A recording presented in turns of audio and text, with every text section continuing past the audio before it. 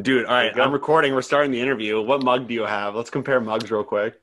I actually thought about the fact that this mug will be in the video, and I'm not incredibly proud of it. Like yours is a really cool Darth Vader move, Thank you. but mine is Dark just Lord of like the Sith. that is Ooh! amazing. That is amazing. Mine's just like a cheesy like Hearth and Home like Target. I think we got it at a Goodwill. I It's respect it not. though. It's a nice pattern. I can't lie. It is. If you were wearing like a plain shirt, I'd be more apt to it.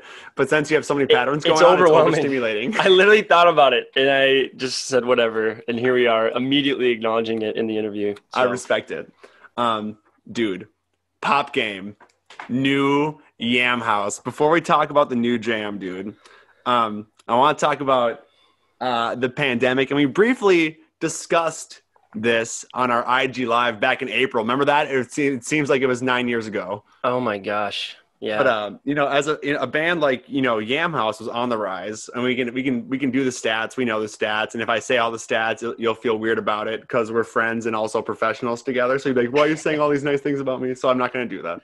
Thank But you. like you were on a rise, and then the carpet gets pulled out from under you. Now that we're in October, how does Yam House feel about the whole situation? Do you feel robbed of some opportunities, or have you guys adjusted accordingly? It's a good question. I'm still sorting out how I feel about it, to be honest. Mm, Definitely a lot of grief, I would say, has been, I'm realizing I've been processing. And I think that's something that I don't really acknowledge enough in my own life. Like, I sort of was faced with it, and we all kind of just like rallied together and like put on a tough face and like we'll make it work, which is super valid and is going relatively well. But I think the other part of that was like it is a little bit of grief, like losing something that you love in a way of like the plans for the tour and all these different things that we were excited about doing that are suddenly gone, like you said. And I'm hopeful that they'll come back. But for sure, processing grief has been the theme. We just had a retreat, literally just this last weekend, Sunday, Monday, actually, not really the weekend, but we just like sat down and like sort of went around and reflected on how we feel and what's happened. And it is weird because it's grief when like you don't even really remember. Like I have a hard time remembering even what happened this year, whoa, that's a good point. Yeah. because it's like repressed in a way. Like we all just kind of shut down and like retreated to various things to help us get through it. And I obviously moved into a new house, which was super exciting and like a really great thing to do to keep my mind off of sort of all the things that were stressing me. It was also kind of scary because like it's way more of a financial commitment and like our money's kind of gone. And so having You're to figure building that out. equity, though. I'm going to stop you. You're building Yes, equity. The no house, more rent. okay, you can depreciate it on your taxes, but the value goes up. It's a tax haven. Just saying. Absolutely. Yeah, I'm learning a lot about those things, which has been helpful. But yeah, it's just been a weird blur of emotions and activities. Like we've still done some things, like we've made a lot of music together and we're still making a lot of music together. We've taken one trip to Nashville as safely as we could in our van and have made some cool strides with. It was funny because right before everything blew up, we were in the midst of, I wouldn't call it a bidding war, but like sort of like a management frenzy and like a producer frenzy. And right after First Ave, like all of a sudden all these people wanted to talk to us and work with us. And it was After super the sold out exciting. first half show, like in Yeah. November, yeah, Yeah. December, but yeah. yeah. And then January, February, we started to like really redo all of the business things. Like it's been a very, even without COVID, it's been a very jarring change kind of year. Like Droney P, our beloved Droney P, who we still love and are very good friends with, Hmm. we actually parted ways with him, which was something we were already going to do before COVID happened, and we ended up doing it later so that he could figure out how to get on his feet. And he's now has a really good tech job, but that was really like jarring emotionally because It's a we lot of love stuff, him. man. Between like the house, the tour getting canceled, the bidding war, losing your moving on, parting ways with your friend and manager. That's a lot, dude. Yeah, it is a lot. It's overwhelming for sure. And I think we're still processing it in some ways, but I do feel better having had the chance to process it with the guys a little more this weekend. Hmm. But yeah, I think this year has been a good year for addressing the internalized like uh, toxic masculinity in that regard because for we're not sure. supposed to feel these emotions. And I think especially between like you and I and the guys at Yam House, I don't think it's a massive issue, but it's still something you internalize, you have to work through. I share that same experience where it's like, it's okay to show emotion. And if you're down, that doesn't mean you're less of a man or whatever. You're still like Right. working through. I wonder how much of that is, obviously it's a result of your transitions and your growth, but also I wonder how much of that is like internalized stuff from society that impacts us. Not to go like societal patriarchal on it, but I think it's a factor as well. Absolutely it is. Like, I hear in the back of my head all the notions. Like, I remember growing up and like my grandpa or my dad wasn't as much this way, but he ended up kind of still operating this way, that like the man's supposed to make the money. And like, if that's the case in the back of my head, if that's what I am telling myself subconsciously, I'm very much not doing that. Like, I basically have a sugar mama in my wife, which is amazing from the standpoint of like stability and we're working together. But like, I would be lying if some part of me that I don't agree with is like bothered by that, you know. But that's what we have to unpack with the way that society tells us things should be, and challenging that, and setting yourself free from those expectations, because they're not right anyways. Like, it's a process too. Yeah, it is a process, definitely. So I guess it starts with our generation to be like, to unpack that, and then we can teach our kids. And then I look at my sister, she's a Gen Zer, and the way she's already like moved away from a lot of these notions. So I think when you live day to day with change, we got to talk about the new song at some point, but but like like day to day, it seems like change takes forever. But if you look at it if you zoom out a little bit, even like the 12 years between my sister and I, we have drastically different, the Venn diagram has the middle, but also she's got drastically more healthy thoughts about, gender roles, and there's less unpacking that has to happen. There's been less conditioning. I think that's the 90s impacting us, dude. The 90s were a wild, ruthless time as far as growing up. It's true, man. Like a lot of the things post World War II about America's view on society were still kind of lingering, and like, prosperity and family being this set that had to look a certain way. Or they had generalized this maximalism too. Maximalism, and like living in the suburbs, getting away from poor people, and like not ever really like blending backgrounds or lifestyles is super like homogenistic. And I think growing up in Hudson, Wisconsin, I definitely had to deal with unpacking a lot of that. I mean, luckily my parents are incredibly liberal, artsy, crazy people that had some awesome experiences in their 20s and 30s of, breaking down a lot of the things that we tend to live within as white suburban people. Mm-hmm. So they were a really positive influence on me, but still just growing up in Hudson, Wisconsin, you can't help but feel those sort of, you realize you're living in a bubble. Mm-hmm. So. Yeah, popping that bubble is difficult. I mean, going to Bethel, I saw the same thing. A lot of this conversation seems to be rooted around, transitions and growth and evolution and the discomfort that comes with that. Pop Game does not sound like a Yam Haus song. Do you view that as a singular, one-off of a new sound, or is it an evolution? Can you even draw that line? How did Pop Game become Pop Game? Because it doesn't sound like you guys. Yeah, for sure. It sounds it's clean, but also a little bit edgy at the same time. I don't know, taking that type of jazzy trumpet sound and a very Billy Joel-esque. I don't know. I love the songs. I'm just talking about it. But I want to get your thoughts on Pop Game. I love it. We definitely had some fresh influences that helped turn that song into what it is. Alex Kimball is somebody that you should be aware of if you're not already. He's a young producer. He lived in Minneapolis when we wrote the song together. And then we've really started a strong bond and musical friendship with him, so much so that he actually moved into the Yam House in April. So he had been living with his parents, and then he was like kind of looking to branch out, and we were all moving in different places, but Zach still lives at the Yam House. And we were like, Alex, you should just move into the Yam House, pay some rent, and like have the basement to just like keep doing your thing. And then obviously we got to work with him a ton more as a result of that. And so his influence was huge in sort of changing, I think, our paradigm of how we sound or make things. And so that was a big influence. And then the other one would definitely be DeCarlo Jackson with the trumpet. And we got connected to him through Alex and became pretty good friends with him, so much so that he's, in the music video with us. And like, sorry, my thing just dinged. I should probably turn on Do Not Disturb. Dude, you're just so popping. I know, I'm game's popping. Going crazy. It's literally, Zach, are we going to meet at the Yam House or do a call? He says. I don't know, man. I'll get back to him in a bit. But yeah, so I would say DeCarlo stepping in and playing the trumpet, that was just we've never had somebody come in and play trumpet in our songs before. A whole new level.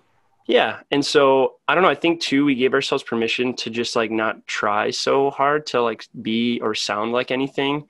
And that's just kind of what happened.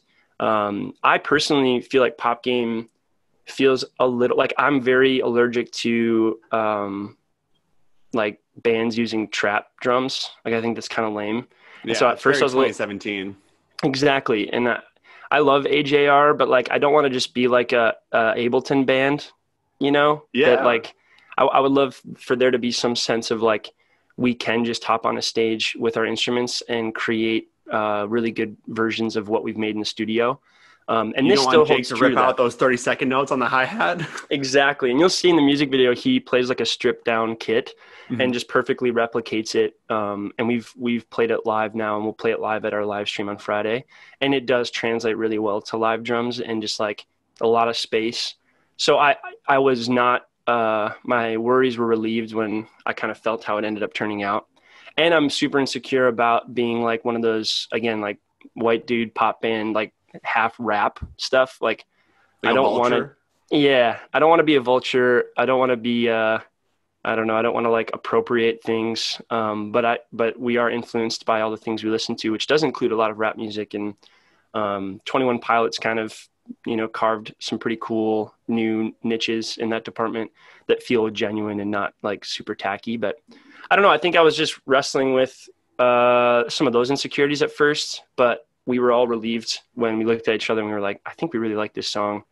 And it was very freeing because the lyrical content is pretty honest to where we were at and where we are at currently. And like, honestly, putting it out now, I actually feel like it even more so applies to where we're at than it did when we wrote it, because before we wrote it, the world hadn't ended and we were kind of on the up and up. And, we were maybe like a little burnt out or overwhelmed, but we weren't like totally jaded by like, I don't know, trying to be a pop band. I think that's been the theme for me, is like, what even is a pop band?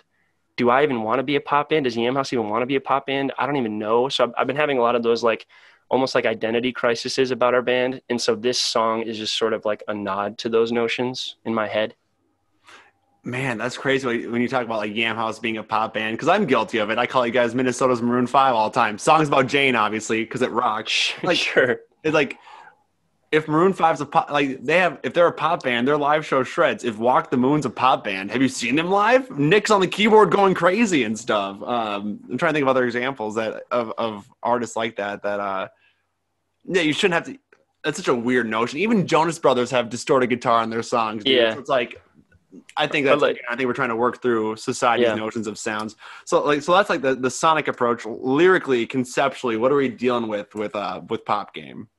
What do we were at a point where I think a lot of the things that we set out to do were happening, or like kind of working in a sense, at least as far as we could picture it. Like we were selling out First Avenue, and we were starting to hit the road a ton. Like we were playing a ton of shows, colleges, little clubs, little like street block parties, festivals, things that started to feel like we were making some really good progress and like building a real fan base. But I couldn't help but feel a little bit empty in the midst of it all, if that makes sense. And maybe that's like a cheesy notion, but I don't know, like that's where like I use a lot of words in Pop Game that I actually think are super lame, but it's like intentional. Like I say the word squad because like so often I think of like Backyard Football, which is one of my favorite video games growing up. Like that was the aesthetic in my head. I was picturing us as like little bobbleheads playing Backyard Football. Pablo Sanchez, the GOAT. Exactly. But like, I literally tell the whole squad out the back door. And it's funny because that was a word that Alex had used. He had sort of pieced out some verse ideas when I had first met with him about this song, like about writing this song. It was his sort of idea with the keys and the drum and the bass. He kind of had that going. And then he just had this sort of scatty verse thing, like da da da da da da da da, and we loved it. And he inadvertently had said squad, and I like just kept it.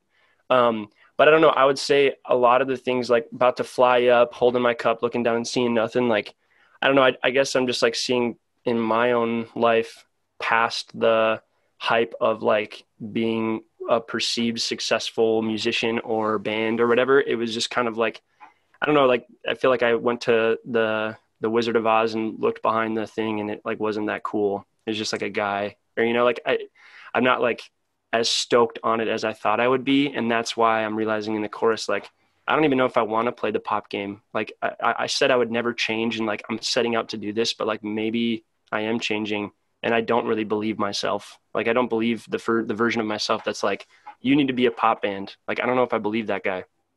Whoa. So this gives me a lot of like Lord Royals vibes, like tongue-in-cheek critique of the pursuit of popularity via a passion, whether it be music or, someone listening, whether it's their pursuit of, X, whatever passion it is. So it's really analyzing the pursuit of success and whether or not success is selling out, even if it is on your terms.